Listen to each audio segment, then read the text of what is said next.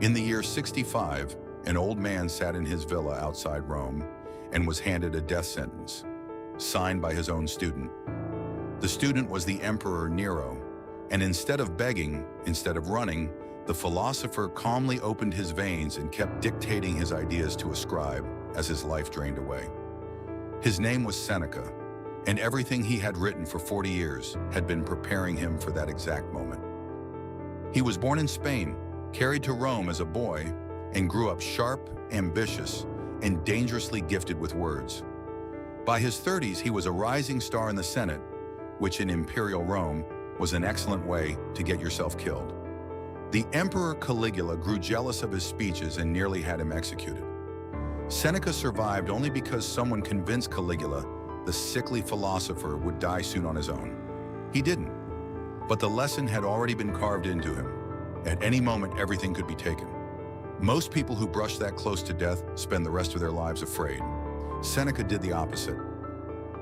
Here's the first thing he understood, and you can use it today.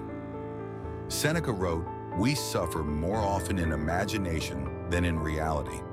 Think about how much of your stress is actually in front of you right now, versus how much is a movie your mind is playing about a future that hasn't arrived.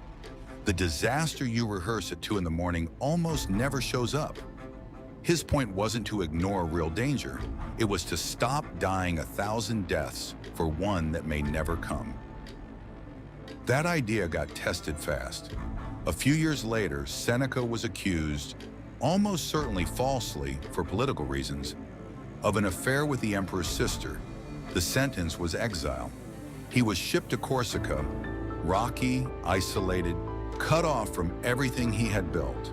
And he was left there for 8 years. He could have rotted. Instead, he read.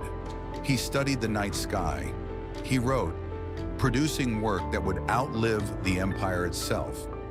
He flatly refused to treat those years as dead time. Which brings us to the idea Seneca is most famous for. He wrote an entire essay called On the Shortness of Life, and it's hard as this line. It is not that we have a short time to live, but that we waste a lot of it. He noticed something we all quietly know and try not to look at. That we guard our money like hawks, but throw away our hours like they're free. You would chase down a thief who stole your wallet. Seneca asks a harder question. Who's guarding your time? Because that's the one thing you can never earn back. Then suddenly the exile ended. Seneca was recalled to Rome for an extraordinary job, to tutor a 12-year-old boy who would soon become emperor, Nero.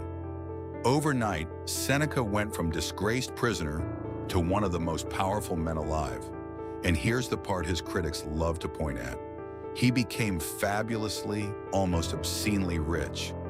Gardens, villas, a fortune that made a philosopher who preached simplicity look like a hypocrite.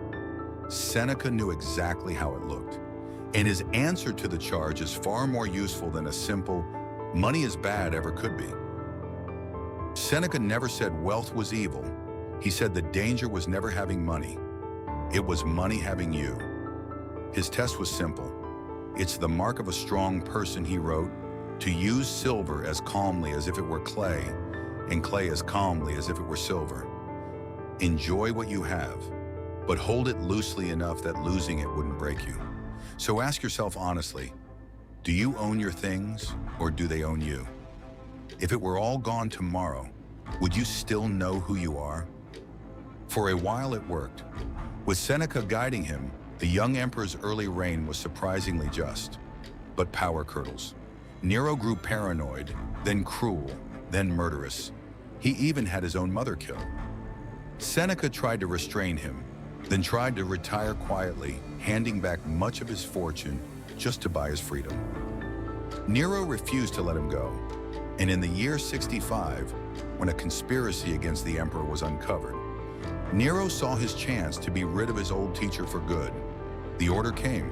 Seneca was to die, which is where his entire philosophy finally came due. For 40 years, Seneca had practiced something the Stoics called premeditatio malorum, the deliberate rehearsal of loss. Calmly, on ordinary days, he would imagine losing his wealth, his freedom, his life, so that if the day ever came, it would find him ready instead of shattered. Most of us do the exact opposite. We refuse to think about hardship until it's on top of us, and then it flattens us.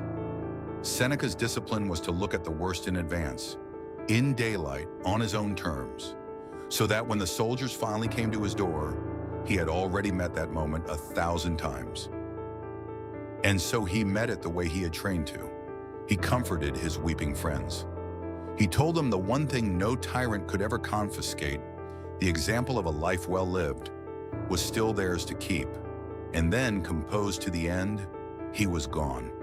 Nero would be dead within 3 years, remembered as a monster. Seneca has been read for 2,000 years.